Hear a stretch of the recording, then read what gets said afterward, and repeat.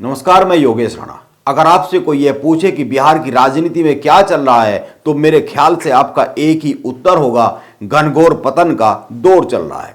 बिहार से खबर आई है कि 12 फरवरी को होने वाले फ्लोर टेस्ट से पहले नए नए बने सत्ताधारी गठबंधन में बड़ी हलचल शुरू हो गई है। हिंदुस्तान आवाम मोर्चा प्रमुख जीतन राम मांझी सरकार में 2 मंत्री पद मांग रहे हैं। उनको एक पद मिला है। मांझी के बेटे संतोष सुमन को मंत्री बनाया गया है। मांझी की मांगों का समर्थन चिराग पासवान ने कर दिया है। सवाल यह है कि इन दोनों की इस तरह की मांग से क्या फर्क पड़ेगा गठबंधन पर और नई नई सरकार पर। इस पर बात करने से पहले यह समझना चाहिए कि राजनीति में इस तरह की मांग कितनी जायज है। यह जो बिहार में पतन का दौर है, इस पर क्या कहा जा सकता है। इसके उत्तर में आप यह कह सकते हैं कि जिस सरकार का मुख्यमंत्री ही अवसरवादिता के नित नए नए आयाम बनाता हो, रिकॉर्ड गढ़ता हो, उस सरकार में शामिल लोग अवसरों की तलाश में जमीन आसमान एक करेंगे ही, भले ही उसके लिए ब्लैकमेलिंग तक की योजना बनानी पड़ जाए।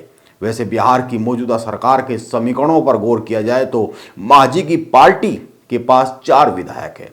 12 फरवरी को बिहार विधानसभा में फ्लोर टेस्ट होना है। विधानसभा में कुल 243 सीटें हैं। सरकार बनाने के लिए 2 तिहाई बहुमत की जरूरत होती है, यानी कि 122 नंबर चाहिए। सत्ता पक्ष के पास 128 विधायकों का समर्थन है, यानी बहुमत से केवल 5 ज्यादा है। बीजेपी के 78, हिंदुस्तान आवाम मोर्चा के 4, जदयू के 45 और एक निर्दलीय विधायक का समर्थन नीतीश की मौजूदा सरकार को हासिल है। विपक्ष की बात करें तो कुल 114 विधायकों का समर्थन वहां पर मौजूद है, यानी बहुमत से केवल 8 विधायक की दूरी पर बिहार में विपक्ष खड़ा हुआ है। यह बहुत लंबी दूरी तो है नहीं।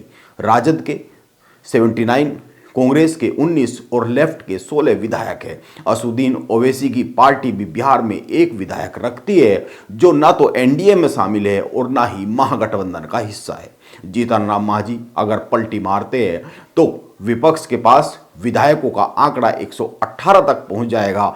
असुद्दीन ओवैसी के एकमात्र विधायक का भी समर्थन अगर मिल जाए राजद नेतृत्व को, तो फिर महागठबंधन को केवल 3 विधायकों की ही समर्थन की जरूरत पड़ेगी नीतीश की यह जो पलटी मारकर सरकार बनी है इसको पलटने के लिए। बिहार की राजनीति में बड़ी हलचल है और तोड़फोड़ के समीकरण बैठाए जा रहे हैं। इसका एक और प्रमाण अभी अभी सामने आता हुआ साफ साफ दिखा।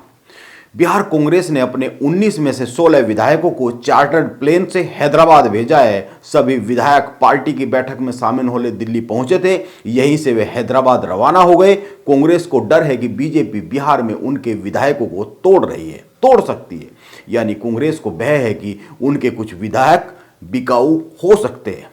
बिहार की राजनीति में बिकाऊ और कम टिकाऊ नेताओं की इतनी अधिक संख्या क्यों है, इस पर किसी राजनीतिक पंडित को रिसर्च करनी चाहिए। बिहार में नीतीश कुमार की पलटी से बनी मौजूदा सरकार को 12 फरवरी को बहुमत साबित करना है विधानसभा में। बिहार में कांग्रेस के पास 19 विधायक है और अगर बीजेपी कांग्रेस को तोड़ती है तो 19 में से कम 13 विधायकों को तोड़ना पड़ेगा, क्योंकि इससे कम टूटने पर दल बदल कानून लागू हो जाएगा। इस तरह से मैं एक बार फिर ये कहता हूं कि अगर आप लोगों से यह सवाल किया जाए कि बिहार की राजनीति को केवल एक लाइन में परिभाषित कैसे किया जा सकता है, बिहार की राजनीति को केवल आपको एक लाइन में कहना हो तो मेरे ख्याल से आप यही कहेंगे कि घोर पतन का दौर है। हो सकता है इस पर कुछ यह भी कह दे कि यह घोर पतन का दौर कोई नया दौर नहीं है। राजनीति में पतन सदैव ही एक स्थायी फैक्टर रहा है। बहस इस पर होनी चाहिए कि बिहार की राजनीति में यह जो मौजूदा पतन का दौर है, जिससे पतन के दौर से वहां की राजनीति गुजर रही है, चिंता इस बात पर होनी चाहिए कि यह कितने नीचे तक जा सकती है। क्या इसकी कोई सीमा रेखा भी है?